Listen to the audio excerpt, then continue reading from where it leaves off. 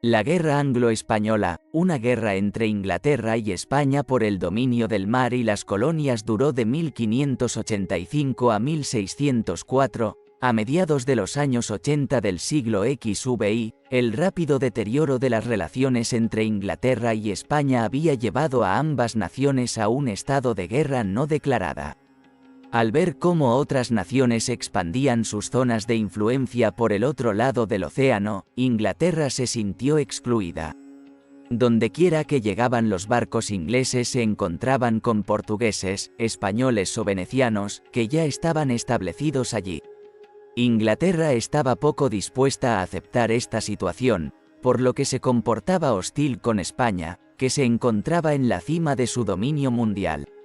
El rey de España en aquel momento era Felipe I, hijo de Carlos V, que había abdicado. En 1556, Felipe se convirtió en rey de España, Sicilia y Nápoles, duque de los Países Bajos y, en 1580, también rey de Portugal. Durante los años 60-80 del siglo XVI, las discordias entre Inglaterra y España empeoraban sin parar. Inglaterra aplicó todas sus fuerzas para socavar el poder de España, que tenía bajo su dominio las riquezas coloniales. Pero tanto Felipe I como Isabel I, reina de Inglaterra, se prolongaron con el inicio de la Guerra Abierta. Habiendo perdido su derecho al trono inglés desde la muerte de su segunda esposa María Tudor, Felipe I soñaba con reclamar el poder sobre Inglaterra con su nuevo matrimonio. Pero cuando le propuso matrimonio a Isabel, la nueva reina de Inglaterra, fue rechazado. Después de que Isabel se negara a casarse con él, Felipe I decidió apartar a la reina del poder y financió varios complots contra ella. Esperaba contar con el apoyo de los católicos ingleses que estaban del lado de María Estuardo, reina de Escocia, que tenía derechos al trono de Inglaterra. María, que en su día había huido de una Escocia atascada en las guerras intestinas, estaba bajo custodia de la reina Isabel en Inglaterra desde 1568, aunque formalmente se la consideraba bajo su protección. Isabel estaba segura de que mientras María viviera, España no entraría en guerra contra Inglaterra, por lo que mantuvo a María como rehén. Sin embargo, la guerra se avecinaba y ambas naciones se preparaban para ella sin descanso. Isabel planeaba crear una alianza contra España. Además de la propia Inglaterra, esto incluiría las provincias septentrionales de los Países Bajos, que se habían rebelado contra España en 1566, así como Francia. Para atraer a Francia a su alianza, Isabel decidió casarse con el duque Francisco de Alençon, heredero del trono de Francia. Sin embargo, en Francia, desde 1562 se desarrollaba una guerra civil entre católicos y hugonotes, protestantes calvinistas, que contaron con el apoyo de Isabel y la nobleza católica de Francia decidió pedir ayuda a Felipe I. Isabel también intentó ayudar a los rebeldes Países Bajos enviando allí una fuerza expedicionaria de 7.000 hombres en diciembre de 1585. A la cabeza del cuerpo estaba el conde de Leicester, un hombre de confianza de Isabel. Sin embargo, decidió tomar el título de gobernador general de las provincias rebeldes, violando así las instrucciones de la reina.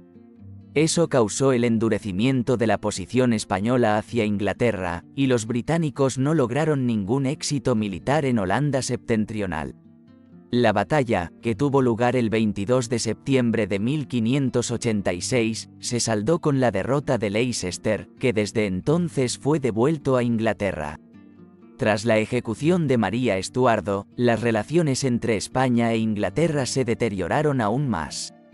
Isabel estaba consciente de que la guerra era ya definitivamente inevitable.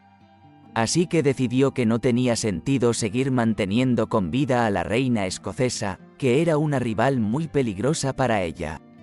Varios provocadores persuadieron a María para que conspirara contra Isabel, por lo que pronto fue condenada y decapitada. Debido a que los derechos de María al trono inglés le fueron legados por Felipe I, el rey español decide iniciar una guerra. En la primavera de 1588, 128 barcos con 8.000 marineros, la mayoría inexpertos, 19.000 soldados y 2.400 cañones, se reunieron en el puerto de Lisboa, capital de Portugal, perteneciente a España. El comandante de la Marina, que recibió el nombre de Armada Invencible, era Alonso Pérez de Guzmán, el duque Medina Sidonia, que no tenía ningún conocimiento del mar, y en quien los oficiales no confiaban. Los galeones, pesados y poco manejables, no estaban diseñados para la larga travesía por las agitadas aguas del Atlántico, ni contaban con provisiones suficientes. Felipe I esperaba que la Armada Invencible uniera sus fuerzas a las tropas del duque de Parma en el puerto de Dunkerque para luego atacar Inglaterra. Mientras tanto, en Inglaterra, en todos los condados, se reunían las milicias locales y se transportaban al interior todos los objetos más valiosos. Los habitantes de la costa debían estar atentos a la aparición de barcos españoles y pasar las luces de señalización más lejos. Toda la infantería se dirigió a la ciudad de Tilbury, sede del cuartel general de las fuerzas terrestres. La flota, compuesta entonces por 3 destacamentos, era el principal medio de defensa de Inglaterra. Una avanzadilla, dirigida por el almirante Lord Howard de Effingham, patrulló el Canal de la Mancha. Un destacamento de barcos al mando del vicealmirante Drake se encontraba en Plymouth. Un tercer destacamento, al mando del vicealmirante Hawkins, se estacionó en Dover, donde debía controlar el acceso al Canal de la Mancha. La flota inglesa constaba de 197 barcos con 6.500 cañones, 12.000 marineros y 4.000 soldados. Los ingleses tenían sus propias tácticas para el combate naval, que era con lo que contaban.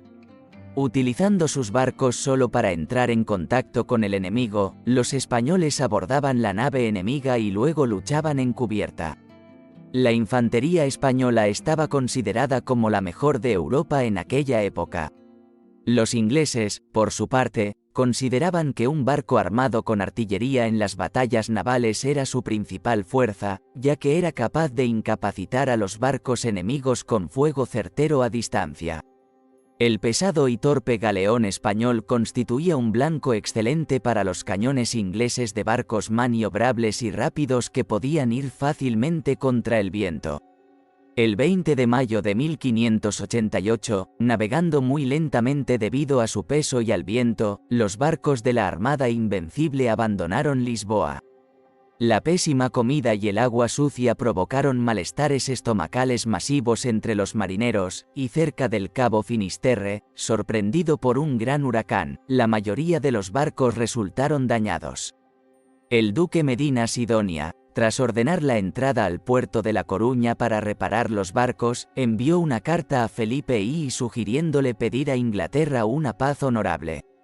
Al mismo tiempo lo mismo pidió el duque de Parma, que para ese momento habían desertado 13.000 soldados. Pero Felipe I se mostró inflexible, ordenando la continuación de la expedición. Tras hacerse de nuevo a la mar el 12 de julio, la escuadra apareció en el Canal de la Mancha una semana más tarde. Inmediatamente avistados, los ingleses se prepararon para defenderse. Isabel I nombró al conde Leicester al mando de la fuerza, que se reunió en Tilbury. Los combates comenzaron el 21 de julio en el Canal de la Mancha y continuaron de forma intermitente hasta el 30 de julio. Manteniéndose en los flancos de la armada, los barcos ingleses infligieron graves daños con fuego de artillería a medida que avanzaban por el canal. Los españoles, embarcados en Calais, esperaban a las tropas del duque de Parma, que se habían retrasado por la resistencia de los rebeldes holandeses y nunca llegaron a Calais.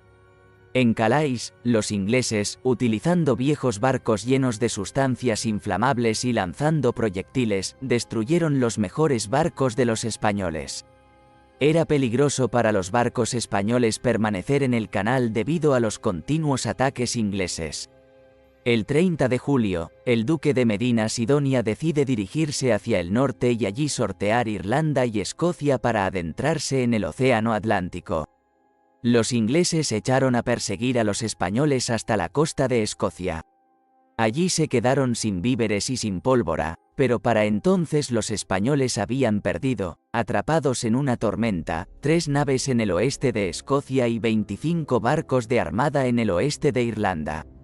Solo la mitad de los barcos con 9.000 hombres a bordo pudieron regresar al puerto de Santander en septiembre de 1588. El poder marítimo de España había llegado a su fin. Inglaterra emprendió entonces una guerra naval contra España desde las costas españolas y el Canal de la Mancha hasta las Américas. En 1595, tras un ataque por sorpresa a la ciudad y puerto español de Cádiz, en la costa atlántica de España, los ingleses quemaron lo que quedaba de la flota española allí. Las batallas siguieron formalmente hasta 1604, pero no eran de importancia. Felipe I, el heredero de Felipe I, y Jacobo I Estuardo, rey de Inglaterra y Escocia, hijo de María Estuardo, firmaron la paz definitiva.